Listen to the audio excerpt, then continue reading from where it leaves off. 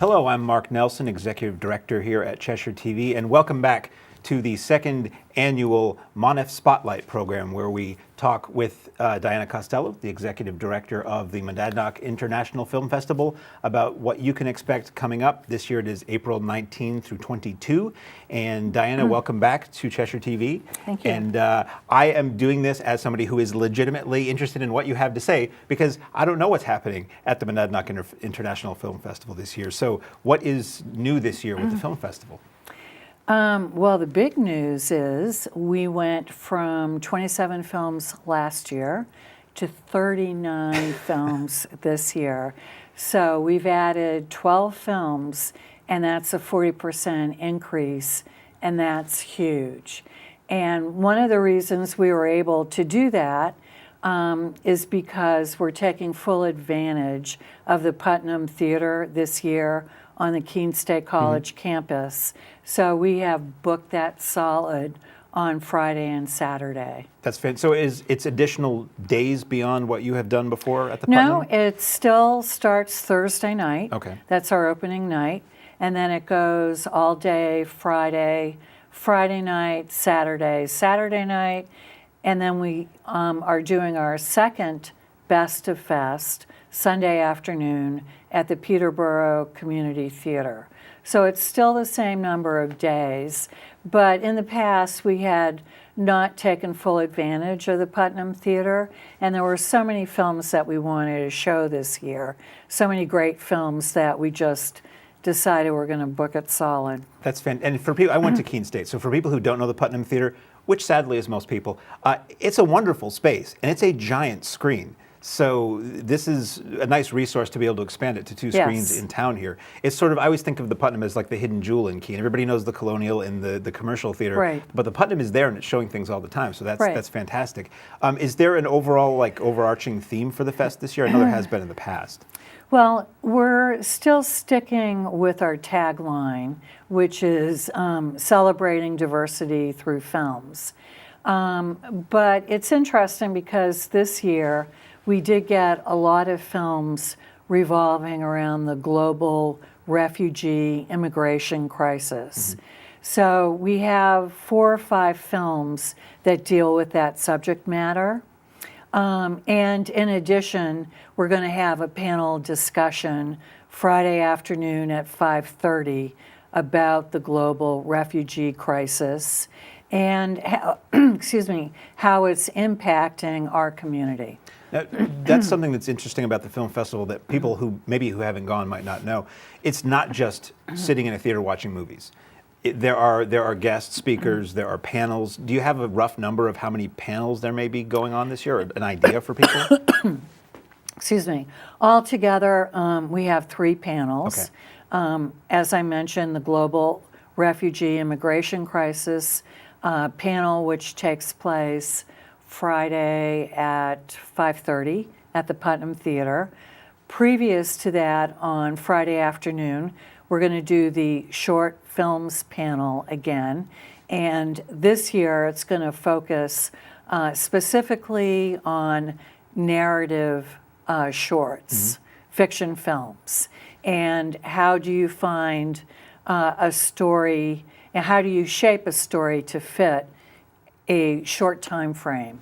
And then on Saturday afternoon, we're going to have the documentary feature panel again, and Virginia Prescott from NHPR is coming back, and she is going to be the moderator of that panel. Oh, that's great. It's nice to have the returning personalities or hosts. So if you're a repeat customer or a repeat attendee, it's like coming home again in a way. Now, you'd mentioned celebrating diversity. Would you say is it that, or is there anything else that sets MONIFF apart from the other film festivals that may occur in the state or region or country, really? Basically, we have 3 major tracks to the festival. We are an international film festival, so I would say approximately 1/3 of the films we show are foreign films. We also like to feature films made by regional filmmakers, whether they're from New Hampshire or New England. So we show quite a few local, regional films. And then finally, because we have the Jonathan Daniels Award every year, we look at a lot of social issue type films. So there's usually quite a few of those as well. Now, you said 39 films over the course of, 4 days, 3 days? Do you have any that for you stand out as being, you don't want to say better, personal favorites that you've screened already for the fest this year? Well, they're all my favorites. Of course. Yeah, I mean, that's a really tough question because they're all so different. And we have such a wide range of films this year that I really feel there's something for everyone. Certainly one of my favorites is the opening night film, Faces, Places. I've heard of that. It was nominated for an Oscar this year. As a matter of fact, we actually have 4 films this year that were nominated for Oscars in 2018. We have not only Faces, Places, which was nominated for Best Feature Documentary, but we also have Abacus, another feature documentary. We have 2 short documentaries that were nominated as well. One is Edith and Eddie, and that is playing right before Faces, Places on Thursday night. And then we have Heaven is a Traffic Jam on the 405. And that one won the Oscar. Oh, fantastic. Yes. So it's not just, a lot of times you think film festival and you think, aside from being a retrospective, that's a separate thing. You think these are films that nobody has seen or you might not have heard of, but even quickly perusing the list of films before we sat down to tape this today, I recognized some titles. I'm like, oh, I've heard of this. This is interesting. So it's an interesting mix of new discoveries for people and things that have the seal of approval from others, shall we say. Right. That's really interesting. And what also is interesting, out of curiosity, I counted all of the documentaries we have and all of the fiction films. And it's split 50-50. We have 20 documentaries and 19 fiction films. Wow. And it just turned out that way by accident. That's really interesting. So you said before we started, this is actually the 6th year the event has been going on. And if people want to, of course they do, they've heard us talking. If people want to pick up tickets or passes or anything, how do they do that and what are the costs involved so people know ahead of time? Well, we have a menu of different passes.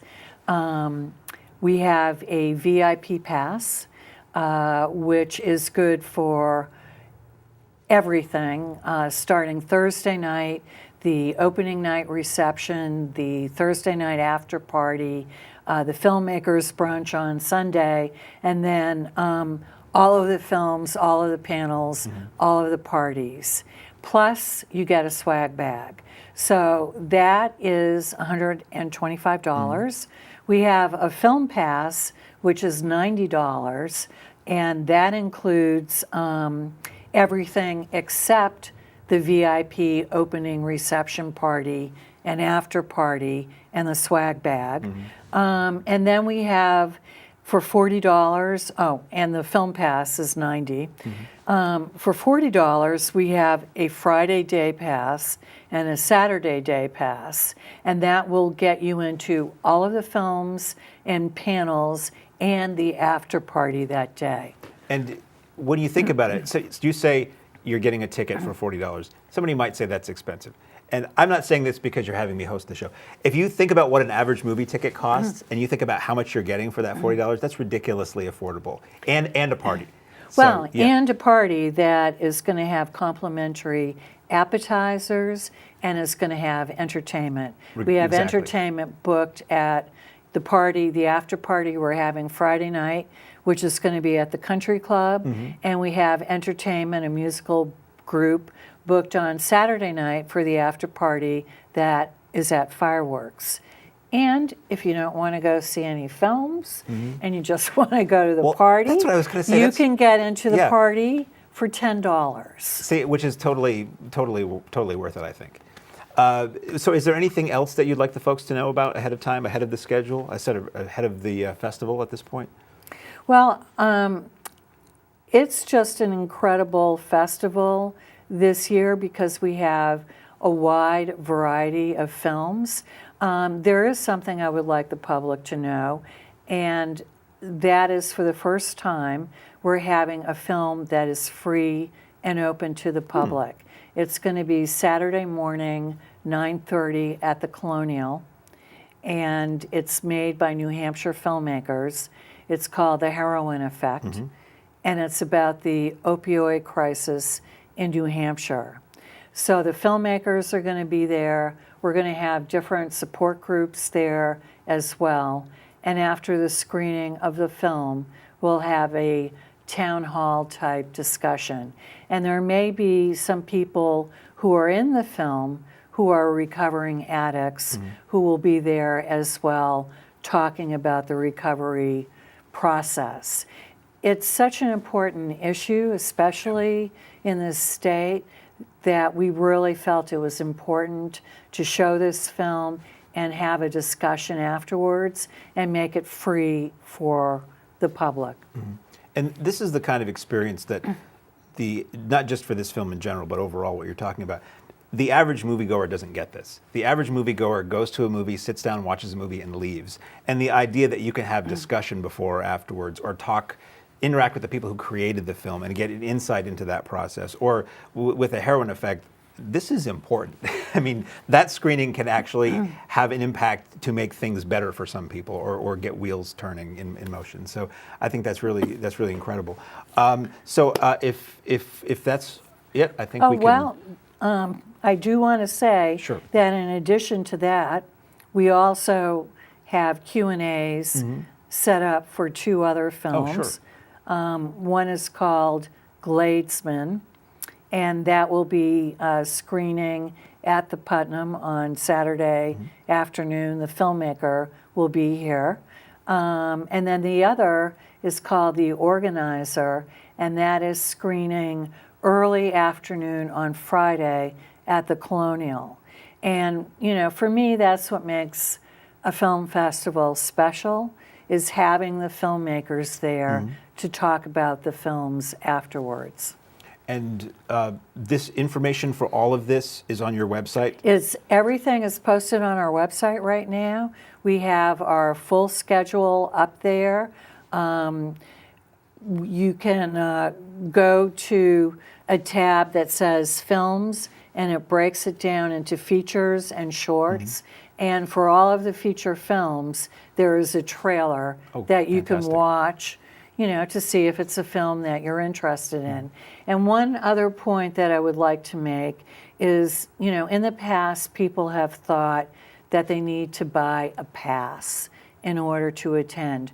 You can buy one individual ticket or two individual tickets.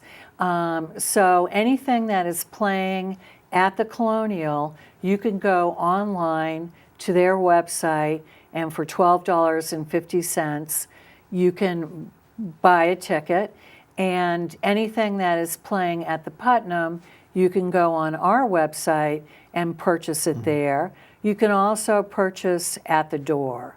So it's, you know, really important that people know you do not have to buy a pass. You can go to an individual screening if you want. You don't have to commit to an all-day event. No. If you just want to see a movie. Yeah, you can pick and choose, but you know, the passes really are a good deal because you're going to get, you know, at least 4 or 5 films each day that you're going to be able to see, plus the parties afterwards.